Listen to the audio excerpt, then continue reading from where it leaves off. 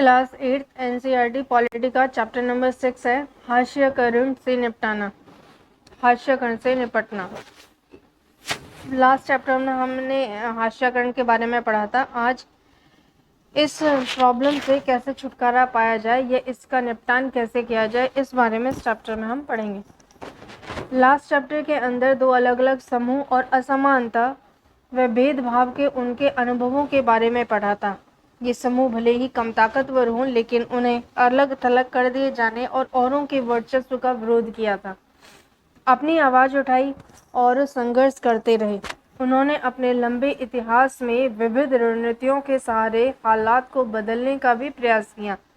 धार्मिक संतावना, सशस्त्र संघर्ष, आत्म परिष्कार और शिक्षा और आर्थिक बेहतरी, अपनी स्थिति में सुधार के लिए उन्होंने तरह तरह के रास्ते अपनाए। संघर्ष का कौन सा रास्ता चुना जाएगा, यह हर एक मामले में उन हालात पर निर्भर करता है जिसमें हास्यई समुदाय रहते हैं। इस अध्याय में इसी के बारे में पढ़ने की कोशिश करते हैं हम कि व्यक्तियों ने असमानता से निपटने के लिए क्या क्या तरीके अपनाए। आज़ादी के बाद भी इस तरह के संघर्ष और दलीलें जारी हैं, जबकि उनका स्वरूप बदल गया है। आज हमारे देश के आदिवासी, दलित मुसलमान औरतें और अन्य हाशियाई समूह ये दलील दे रहे हैं कि लोकतांत्रिक देश का नागरिक होने के नाते उन्हें भी बराबर का अधिकार मिलना चाहिए। उनके अधिकारों की रक्षा होनी चाहिए। उनमें से बहुत सारे लोगों ने अपनी चिंताओं को दूर करने के लिए संविधान का भी सहारा लिया।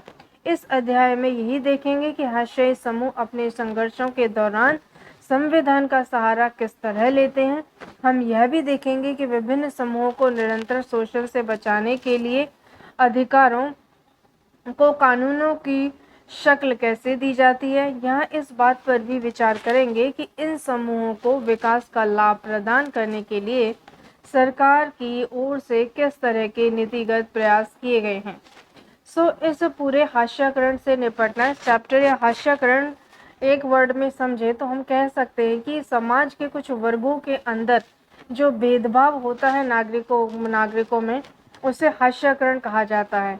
जैसे कुछ हमने लास्ट चैप्टर में भी पढ़ा था कि आदिवासी लोग हैं, उन्हें उनके जो बाकी सब देश के अंदर नागरिक रह रहे हैं उन्हें अधिकार मिलता है, समानता का अधिकार, कहीं भी घूमने का अधिकार, किसी भी रोजगार को अपनाने का अधिकार, किसी भी व्यवसाय को चुनने का अधिकार।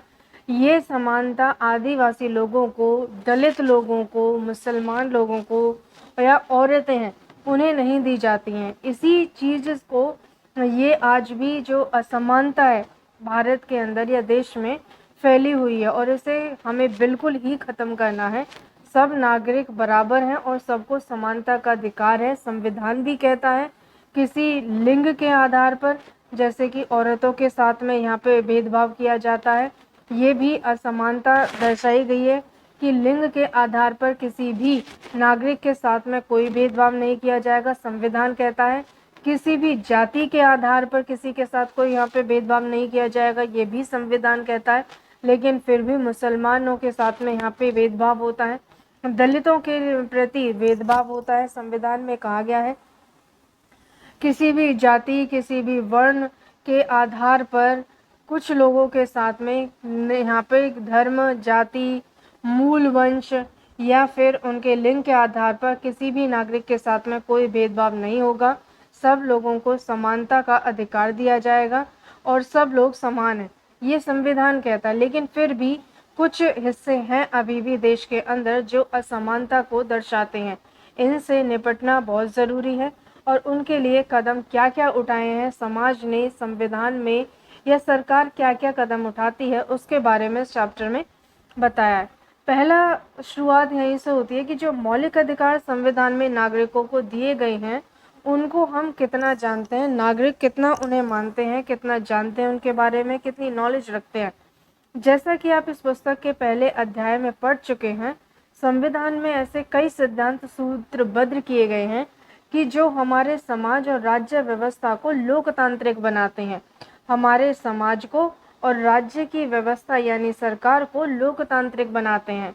ये कहते हैं, ये सिद्धांत बताते हैं कि लोग ही, जनता जो है, यहाँ की देश की जनता लोगों का चुनाव करती है, वो अपना एक प्रतिनिधि चुनती है, यही प्रतिनिधि सत्ता में जाकर सरकार बनाता है और फिर लोगों के लिए ही काम करता है।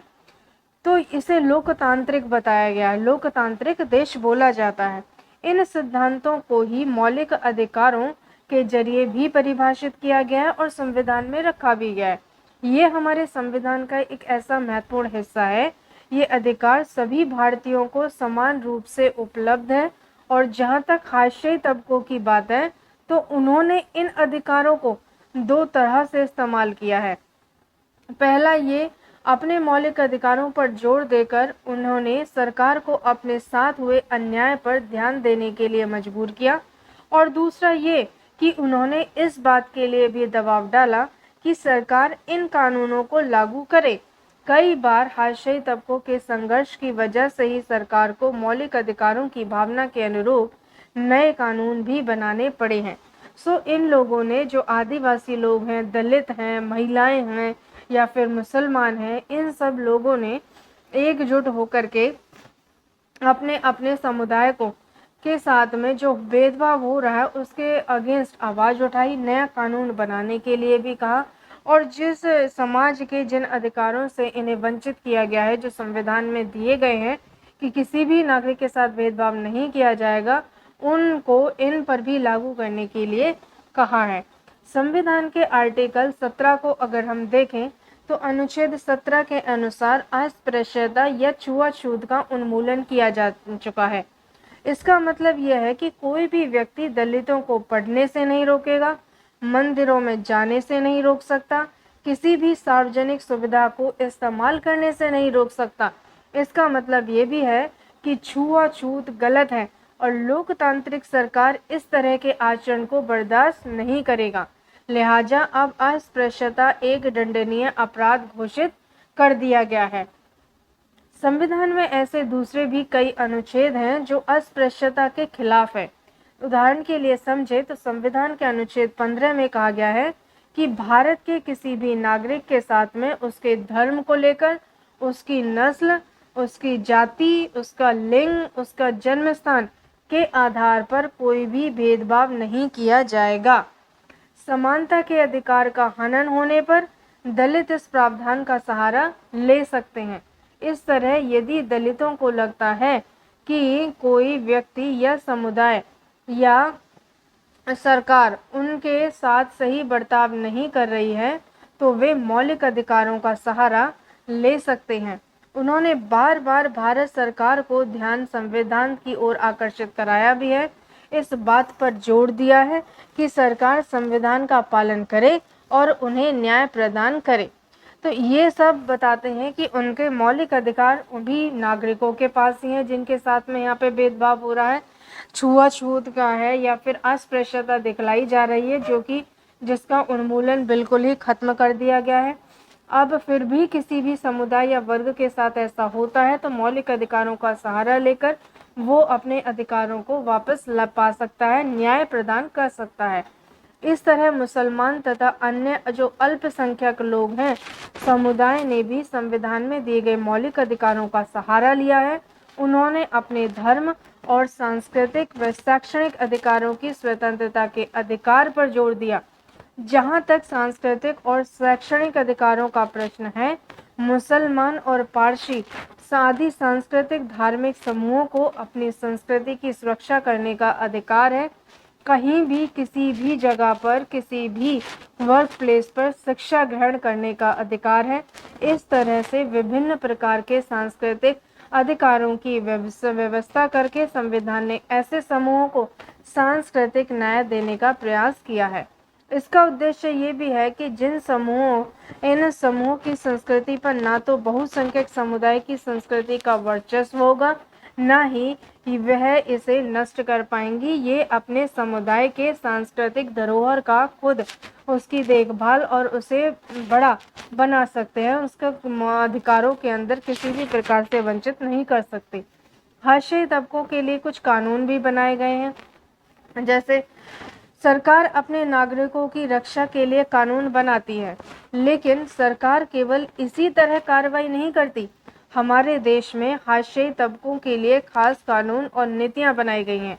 बहुत सी नीतियां या योजनाएं किसी समिति की सिफारिशों या सर्वेक्षण आदि के नतीजों पर भी आधारित होती हैं। सरकार इस तरह की नीतियों का प्रोत्साहन देती है ताकि खास तबकों को सही अवसर उपलब्ध कराया जा सके। ये तबकों के लिए नए कानून और यहाँ पे बनाए गए हैं, उनके बारे में है। सामाजिक न्याय को प्रोत्साहन देना। सामाजिक न्याय को प्रोत्साहन देने से क्या तात्पर्य है? संविधान को लागू करने के लिए राज्य और केंद्र सरकार जनजातीय आबादी वाले या भारी दलित आबादी वाले इलाकों में विशेष प्रकार की योजनाएं लागू करती है। उदाहरण के लिए देखें तो कई स्थानों पर दलितों और आदिवासियों को सरकार की ओर से मुफ्त या रियायती दरों पर छात्रावास की सुविधा उपलब्ध कराई गई है ताकि वे शिक्षा संबंधी सुविधाएं हासिल कर सकें जो मुमकिन है उनके अपने इलाके में उपलब्ध नहीं हो। यानी कि जो कुछ दलित लोग हैं या अल्पसंख्यक लोग हैं, आदिवासी हैं, जनजातीय लोग हैं, उनके लिए कई योजनाएं भी लागू की हैं सरकार ने।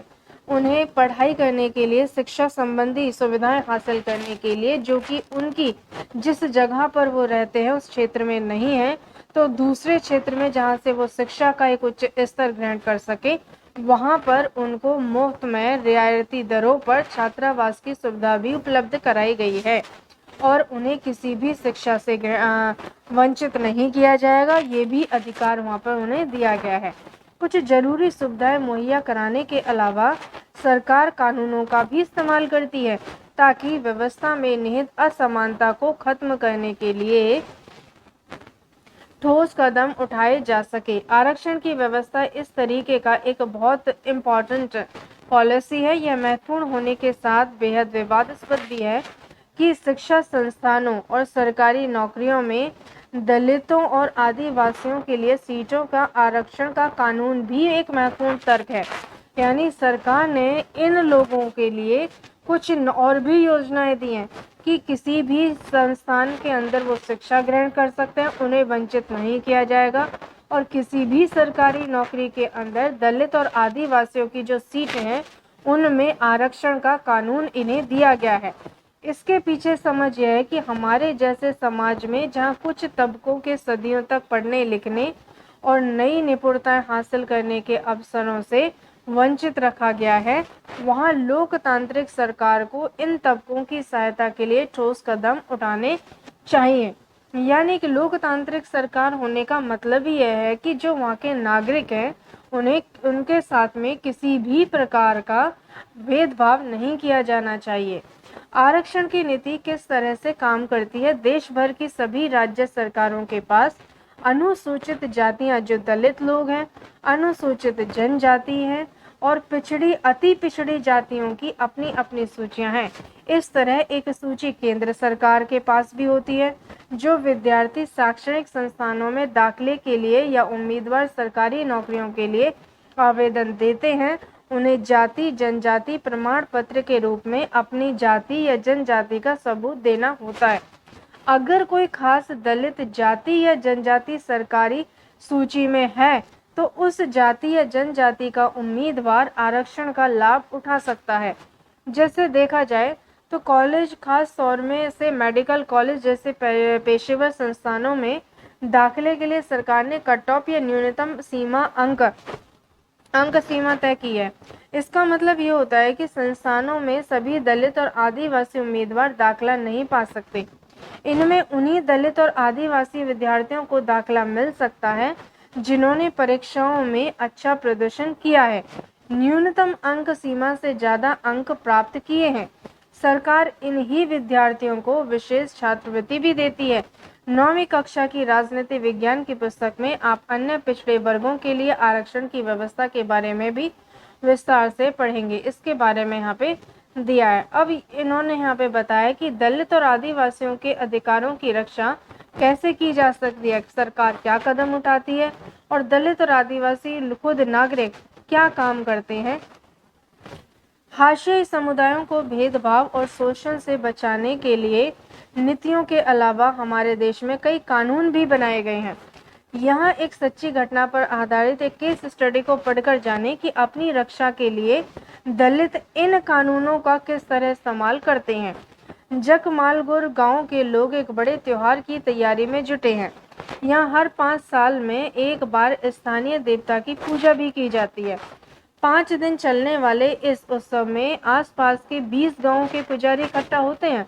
इस कार्यक्रम की शुरुआत में दलित समुदाय का एक व्यक्ति सारे पुजारियों के पैर धोता है और धोवन के इस पानी से फिर वही दलित समुदाय का व्यक्ति नहाता भी है। जकमालगुर में यह काम रत्नम के परिवार के लोग करते हैं। रत्नम से पहले उसके पिता और दादा यही काम करते थे। उन्हें कभी मंदिर में दाखिल नहीं होने दिया गया, तो ये उनके खिलाफ एक तरह का भेदभाव रहा, लेकिन इस रस्म को उनके लिए एक भारी सम्मान के रूप में देखा जाता था। इस बार रत्नम की बारी थी। रत्नम 20 साल का था और पास के ही कॉलेज में इंजीनियरिंग की पढ़ाई कर रहा था। उसने यह रस्म निभाने से इनकार कर दिया। उसने कहा कि वह इस संस्कार में विश्वास नहीं करता। उसके पुरखों को दलित होने के कारण ऐसा करने के लिए मजबूर किया जाता था। रत्नम के इनकार से न केवल गांव की ताकतवर जातियां बल्कि उसके अपने समुदाय के कई परिवार भी खफा हो गए। ऊंची जातियों के लोगों को यह देखकर हैरानी थी कि कच्ची उम्र का एक नौजवान उनका हुक्म मानने से इनकार कर रहा है। उनको लगता था कि रत्नम की पढ़ाई लिखाई ने उसे बिगाड़ दिया और अब वह खुद को उनके बराबर मानने लगा है। रत्नम की जाति के लोग भी ऊंची जाति वालों के गुस्से की आशंका से डरे हुए थे। उनमें बहुत सारे सवर्णों के खेत खलिहानों में दिहाड़ी मजदूर थे। अगर प्रभुत्वशाली जातियां उन्हें काम करना बंद कर दें तो वे क्या खाएंगे, जिंदगी कैसे चलेगी। ऊंची जातियों ने यह भी ऐलान कर दिया था कि अगर दलित नहीं झुकेंगे तो उन्हें स्थानीय देवता का अभिशाप लगेगा। रत्नम की दलील यही थी कि चूंकि आज तक एक भी दलित मंदिर के भीतर नहीं गया, इसलिए देवता के उन पर गुस्सा होने का सवाल ही नहीं उठता। अब इस चीज में बताया कि ताकतवर जातियों ने रत्नम को सबक सिखाने की ठानी। उन्होंने उसके समुदाय को हुक्म दिया कि वे रत्नम और उसके परिवार का बहिष्कार कर दें। सभी को यह आदेश दिया गया कि कोई भी उसके परिवार से किसी तरह का संपर्क नहीं रखे। और एक रात को अचानक कुछ लोगों ने आकर रत्नम की झोपड़ी में आग लगा दी। रत्नम किसी तरह अपनी मां के साथ जिंदा भाग निकला। उसने अनुसूचित जाति और अनुसूचित जनजाति अधिनियम 1989 के तहत स्थानीय थाने में मामला दर्ज कराया। बाकी दलित परिवार तब भी उसके समर्थन में आगे नहीं आए। वे डरे हुए थे। उन्हें लगा कि अगर वे अपना मुंह खोलेंगे तो उनकी हालत भी रत्नम जैसी ही बना दी जाएगी। स्थानीय मीडिया ने इस घटना पर काफी ध्यान दिया। बहुत सारे पत्रकारों ने गांव का दौरा किया। रत्नम को उन्होंने दलित प्रतिरोध के प्रतीक के रूप में पेश किया। अंततः विवादास्पद रस्म तो खत्म कर दी गई, लेकिन उसके परिवार को गांव छोड़कर जाना पड़ा क्योंकि गांव की ऊंची जातियों ने उसका बहिष्कार कर दिया था। अब अनुसूचित जाति और अनुसूचित जनजाति अत्याचार निवारण अधिनियम 1989 है क्या? रत्नम ने अपने गांव में ऊंची जातियों द्वारा किए जा रहे भेदभाव और हिंसा का विरोध करने के लिए अनुसूचित जाति अनुसूचित जनजाति अत्याचार अधिनियम के तहत शिकायत दर्ज करवाई थी और कानून का सहारा लिया था। यह कानून 1989 में दलित तथा अन्य समुदाय की मांगों के जवाब में बनाया गया था। उस समय सरकार का इस बात के लिए भारी दबाव पड़ रहा था कि वे दलितों और आदिवासियों के साथ रोजमर्रा होने वाले दुर्व्यवहार और अपमान पर रोक लगाने के लिए ठोस कार्रवाई करें। यूं तो इस तरह का व्यवहार लंबे समय से चलता आ रहा था, लेकिन 70 के दशक के आखिर और 80 के दशक में यह समस्या हिंसक रूप लेने लगी थी। इस दौरान दक्षिण भारत के कई हिस्सों में अपने हकों का दावा करने वाले बहुत सारे आग्रही दलित संगठन सामने आए। उन्होंने अपने हकों के लिए पुरजोर आवाज उठाई। वे तथाकथित जातीय दायित्वों का निर्वाह करने को तैयार नहीं थे, समानता का अधिकार चाहते थे। रत्नम की तरह उन्होंने भी दलितों का अपमान और शोषण करने वाली परंपराओं को मानने से इनकार कर दिया था। इसकी वजह से ऊंची जातियों के लोग उनके साथ खुलेआम हिंसा पर उतारू हो गए। सरकार को इस बात का एहसास कराने के लिए दलित संगठनों ने व्यापक अभियान चलाया और छुआछूत अभी भी जारी है। उन्होंने इस बात के लिए दबाव बनाया कि नए कानूनों में दलितों के साथ होने वाली विभिन्न प्रकार की हिंसा की सूची बनाई जाए और इस तरह के अपराध करने वालों के लिए सख्त सजा का प्रावधान भी किया जाए। इसी प्रकार 1970 और 1980 के दशक में आदिवासियों ने खुद को बड़े पैमाने पर संगठित किया। उन्होंने न केवल बराबरी के लिए आवाज उठाई, बल्कि अपनी जमीन और संसाधनों को हासिल करने के लिए भी आंदोलन चलाए। इन आदिवासियों को भी ताकतवर सामाजिक गुटों का गुस्सा झेलना पड़ा। उनके साथ भी जमकर हिंसा हुई। यही वजह है कि कानून में अपराधों की एक बहुत लंबी सूची दी गई है। इनमें से कई अपराध तो इतने भयानक हैं कि उनके बारे में सोचकर दिल दहल जाता है।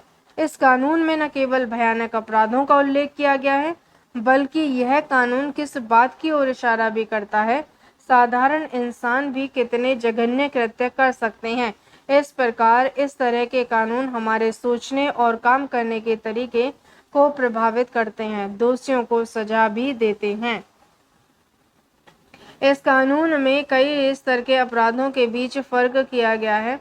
पहला ये कि शारीरिक रूप से खौफनाक और नैतिक रूप से निंदनीय अपमान के स्वरूप की सूची दी गई है। उसका मकसद ऐसे लोगों को सजा दिलाना भी है कि जो अनुसूचित जाति या अनुसूचित जनजाति किसी भी व्यक्ति को कोई अखाद्य अथवा गंदा पदार्थ पीने या खाने के लिए विवश किया जाता है।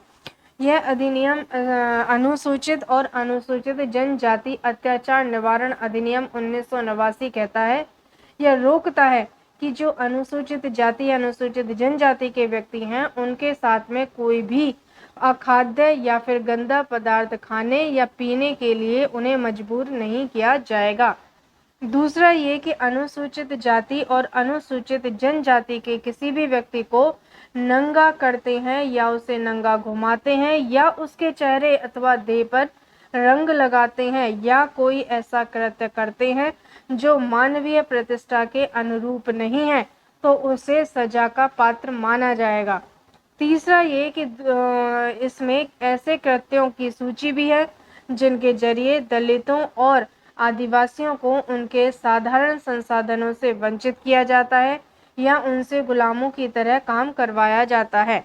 इसका भी कानून में प्रावधान किया गया कि अगर कोई भी व्यक्ति अनुसूचित जाति या अनुसूचित जनजाति के किसी भी व्यक्ति के नाम पर आवंटित की गई या उसके स्वामित्व वाली जमीन पर कब्जा करता है या खेती करता है या उसे अपने नाम पर स्थानांतरित करवाता है, तो उसे सजा का पात्र माना जाएगा। एक और स्तर पर यह कानून इस बात को मान्यता देता है कि दलित और आदिवासी महिलाओं के खिलाफ होने वाले अपराध एक खास तरह के अपराध हैं, इसलिए ऐसे लोगों को दंडित करने की व्यवस्था की गई है जो अनुसूचित जाति या अनुसूचित जनजाति की किसी महिला को अपमानित करने के लिए उस पर हमला करते हैं या उसके साथ जोर जबरदस्ती की जाती है, तो अधिनियम 1989 के कानून के तहत उसे सजा दी जा सकती है। इसके बारे में यहाँ पर बताया है कि जो कानून ये दलित लोग हैं, आदिवासी लोग हैं, जनजाति के लोग हैं, उनके साथ में किया जाता है भेदभाव, उसके भेदभाव से हटाने के लिए या फिर न्याय देने के लिए इस कानून को लाया गया था। आदिवासियों की मांग थी और 1989 का अधिनियम एक और वजह से महत्वपूर्ण है कि आदिवासी कार्यकर्ता अपनी परंपरागत जो जमीन है उन पर या कब्जे की बहाली के लिए इस कानून का सहारा लेते हैं। जैसे कि आपने पिछले अध्याय में भी पढ़ा था कि अपनी जमीन छोड़ने और जबरन विस्थापन से आदिवासियों को भारी परेशानी होती है। कार्यकर्ताओं का कहना है कि जिन लोगों ने आदिवासियों की जमीन पर जबरदस्ती कब्जा कर लिया, उन्हें इस कानून के तहत सजा दी जानी चाहिए। उन्होंने कहा कि यह कानून भी जनजातीय समुदाय को केवल वही लाभ देता है जिनका संविधान में आश्वासन दिया गया था। उनका कहना है कि संवैधानिक रूप से आदिवासियों की जमीन को किसी गैर आदिवासी व्यक्ति को नहीं बेचा जा सकता। जहां ऐसा हुआ है वहां संविधान की गरिमा बनाए रखने के लिए उन्हें उनकी जमीन वापस मिलनी चाहिए। आदिवासी कार्यकर्ता ये भी कहते हैं इस अधिनियम के तहत कि आरोप है कि आदिवासियों के संवैधानिक कानूनों का उल्लंघन करने वालों में विभिन्न प्रदेशों की सरकारें भी पीछे नहीं हैं। यही सरकारें जो लकड़ी व्यापारी, पेपर मिल आदि के नाम पर गैर आदिवासी घुसपैठियों को जनजातीय जमीनों का दोहन करने और आदिवासियों को उनके परंपरागत जंगलों से उजाड़ने की छूट देती हैं। इसके अलावा जंगलों को आरक्षित या अभयारण्य घोषित करके भी लोगों को वहां से बेदखल किया जा रहा है। सुश्री जानू का यह भी कहना है कि जो आदिवासी पहले ही बेदखल हो चुके हैं और जो वापस नहीं लौट सकते, उन्हें भी मुआवजा दिया जाना चाहिए। इसका मतलब यह है कि सरकार ऐसी योजनाएं बनाए जिनके सहारे वे नए स्थानों पर रह सकें और काम कर सकें। जब सरकार आदिवासियों से छीनी गई जमीन पर औद्योगिक या अन्य परियोजनाओं के पुनर्वास या निर्माण के लिए बेहिसाब पैसा खर्च कर सकती है, तो इन विस्थापितों को पुनर्वास देने के लिए मामूली सा खर्चा क्यों नहीं कर सकती। इन सब से हमको ये बात पता चलती है कि किसी भी अधिकार या कानून या नीति के कागज पर लिख देने का मतलब यह नहीं होता कि अधिकार या कानून या नीति वास्तव में लागू हो चुकी है। इन प्रावधानों को अमली जमा कर पहनाने के लिए लोगों को लगातार कोशिशें करनी पड़ती हैं। बराबरी, इज्जत और सम्मान की चाह कोई नई बात नहीं है। यह बात हमारे इतिहास में विभिन्न रूपों में दिखाई देती है। इसी प्रकार लोकतांत्रिक समाज में भी संघर्ष, लेखन और सौदेबाजी, सांगठनिकता की प्रक्रियाएं जारी रहनी चाहिए। यही हास्यकरण से निपटने का एक यहाँ पे तरीका इन्होंने बताया, एक अधिनियम भी बताया है। इधर भी कुछ है, यहाँ पर एक ये में से फोटोग्राफ से पता चल रहा है कि केंद्र सरकार ने हाल ही में अनुसूचित जाति और अन्य परंपरागत वनवासी यानी कि वन अधिकार मान्यता अधिनियम 2006 पारित किया। इस कानून को प्रस्तावना में कहा गया कि कानून जमीन और संसाधनों पर अन्य या वन्य समुदायों के अधिकारों को मान्यता न देने के कारण उनके साथ हुए ऐतिहासिक अन्याय को दूर करने के लिए पारित किया गया है।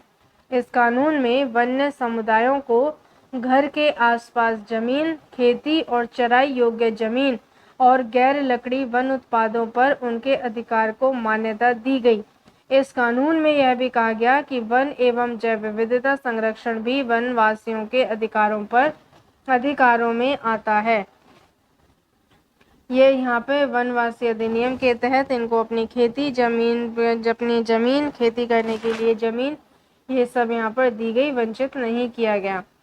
इधर भी एक इन्होंने स्टोरी यहाँ पर बताई है हास्यग्रहण की। हाथ से जो लोग मैला उठाने का काम करते हैं, समाज में उन लोगों को कलंक समझा जाता है, उन लोगों से भेदभाव भी किया जाता है। लोग उन्हें अपने समाज में बैठाना, अपने साथ बैठाना भी ज़रूरी नहीं समझते हैं, वंचित करते हैं और उन्हें बिल्कुल अलग ही रखा जाता है। बहुत सारे लोग झाड़ू, टिन और टोकरियों के सहारे पशुओं और इंसानों के मल मूत्र को ठिकाने लगाते हैं। वे बिना पानी वाले सूखे शौचालयों से गंदगी उठाकर दूर के स्थानों पर फेंक कर आते हैं। हाथ से मैला उठाने वाले पीढ़ी दर पीढ़ी यही काम करते हैं और यह काम आमतौर पर दलित औरतों और लड़कियों के हिस्से में आता है। आंध्र प्रदेश में सक्रिय सफाई कर्मचारी आंदोलन के अनुसार पूरे देश में दलित समुदाय के लगभग 1 लाख लोग ये काम करते हैं। सिर पर मैला ढोने वालों के बीच काम करने वाले इस संगठन का कहना है कि ये लोग 26 लाख निजी और सामुदायिक सूखे शौचालयों की सफाई करते हैं। सिर पर मैला ढोने वाले बेहद अमानवीय स्थितियों में काम करते हैं और इस काम के कारण उनके स्वास्थ्य को गंभीर खतरा बना रहता है। लगातार ऐसे संक्रमण के खतरे में रहते हैं जिससे उनकी आंखें, त्वचा, श्वसन तंत्र और पाचन तंत्र पर असर पड़ सकता है। इस काम के लिए उन्हें बहुत मामूली वेतन दिया जाता है। नगर पालिकाओं में काम करने वालों को रोजाना 200 रुपये मिलते हैं, जबकि निजी घरों में काम करने वालों को इससे भी कम पैसा मिलता है। जैसा कि आपने इस पुस्तक में पढ़ा है कि भारतीय संविधान में अस्पृश्यता की प्रथा को खत्म किया जा चुका है आर्टिकल 17 के तहत, फिर भी हाथ से मैला उठाने वालों को कई जगह अछूत माना जाता है। गुजरात के भंगी, आंध्र प्रदेश के पाखी और तमिलनाडु के सिकल्यार ऐसी श्रेणी में आते हैं। आमतौर पर उन्हें गांव के किनारे अलग टोलों पर रहना पड़ता है। उन्हें मंदिर, सार्वजनिक जल सुविधाओं आदि के पास फटकने भी नहीं दिया जाता। 1993 में सरकार ने employment of manual scavengers and construction of dry latrines prohibition act 1993 पारित किया था। यह कानून सिर पर मैला उठाने वालों को काम पर रखने और सूखे शौचालयों के निर्माण पर पाबंदी लगाता है। 2003 में सफाई कर्मचारी आंदोलन और 13 अन्य संगठनों और व्यक्ति, जिनमें 7 मैला ढोने वाले थे, ने सर्वोच्च न्यायालय में एक जनहित याचिका दायर की थी। इस याचिका दायर करने वालों का कहना था कि सिर पर मैला ढोने की प्रथा न केवल आज भी चल रही है, बल्कि ये रेलवे जैसे सरकारी उपक्रमों में भी बड़े पैमाने पर प्रचलित है। याचिकाकर्ताओं ने भी अपने मौलिक अधिकारों को लागू करवाने का आग्रह किया। इसके जवाब में न्यायालय ने निष्कर्ष दिया कि 1993 में पारित किए गए कानून के बाद देश भर में सिर पर मैला ढोने वालों की संख्या में इजाफा हुआ है। न्यायालय ने केंद्र व राज्य सरकार के प्रत्येक विभाग, मंत्रालय को आदेश दिया कि वे 6 माह के भीतर इस बात की सच्चाई का पता लगाएं। अगर सिर पर मैला ढोने की प्रथा अभी भी प्रचलन में पाई जाती है, तो संबंधित सरकारी विभागों को ऐसे लोगों की मुक्ति और पुनर्वास के लिए यह समयबद्ध कार्यक्रम तैयार करना चाहिए। हाथ से मैला उठाने वाले कर्मियों के नियोजन का प्रतिषेध और उनका पुनर्वास अधिनियम 6 दिसंबर 2013 को लागू हुआ था। इसका ये यहाँ पे कुछ कर्मचारी हैं, सफाई कर्मचारी आंदोलन के कार्यकर्ता हैं, जो सूखे शौचालय को यहाँ पर गिरा रहे हैं। यहाँ से मैला उठाती एक सफाई मजदूर हैं।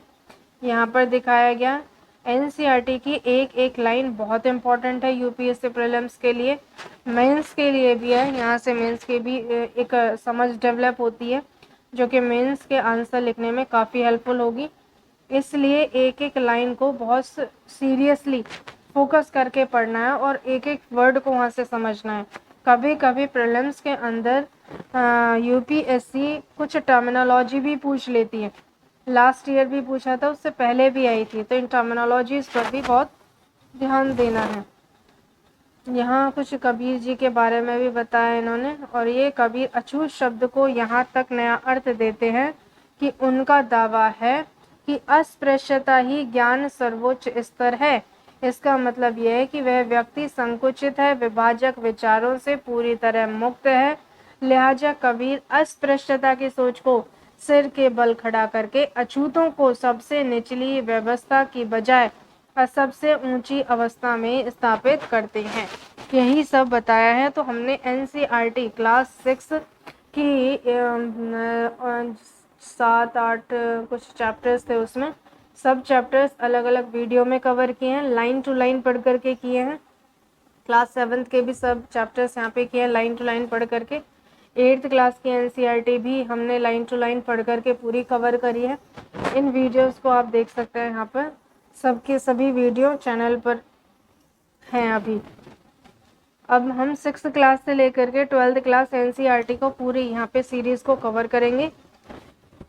सब्जेक्ट वाइज की जाएगी, पहले 6 to 12 एनसीईआरटी पॉलिटी को, उसके बाद में ज्योग्राफी, फिर हिस्ट्री, इन्वायरमेंट, इकोनॉमिक्स, सब एनसीईआरटी की जो सीरीज है उससे कंप्लीट करेंगे बेसिक नॉलेज के लिए लाइन टू लाइन पढ़कर। फिर एक अलग से वीडियो आपको मिलेगा जिसमें एनसीईआरटी के क्लास वाइज सब चैप्टर्स की समरी उसमें होगी, जो बहुत एक लास्ट पॉइंट रहेगा जस्ट एक रिवीजन के लिए।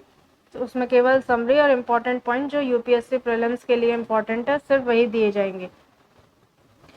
ये सिर्फ एक समझ यहाँ पे डेवलप करने के लिए था कि हमने इसे लाइन टू लाइन पढ़ा। यूपीएससी कहीं भी किसी भी जगह से क्वेश्चन कर लेती है, इसलिए लास्ट टाइम जब 2023 का अभी प्रीलिम्स का एग्ज़ाम आया था तो इसमें क्वेश्चंस पूरा पैटर्न चेंज था। क्वेश्चंस इंडिया ईयर बुक से काफ़ी पूछे गए थे, क्वेश्चंस डाउन टू अर्थ से भी पूछे गए थे, योजना मैगजीन से पूछे गए थे, हिंदू न्यूज़पेपर से पूछे गए थे। तो इन सब को हमने कवर, मंथली जो मैगजीन्स आते हैं, योजना, कुरुक्षेत्र, डाउन टू अर्थ, ये कवर करेंगे। जून की हमने योजना मैगज़ीन को कंप्लीट कवर कर दिया है, जून की कुरुक्षेत्र मैगज़ीन को भी कम्प्लीटली कवर कर दिया है। इंडिया ईयर बुक के 5 और 6 चैप्टर्स कवर कर दिए हैं, बाकी चैप्टर्स भी धीरे धीरे सीरीज़ आ जाएगी उनकी, तो इन्हें आप चैनल पर यहाँ पर देख सकते हैं।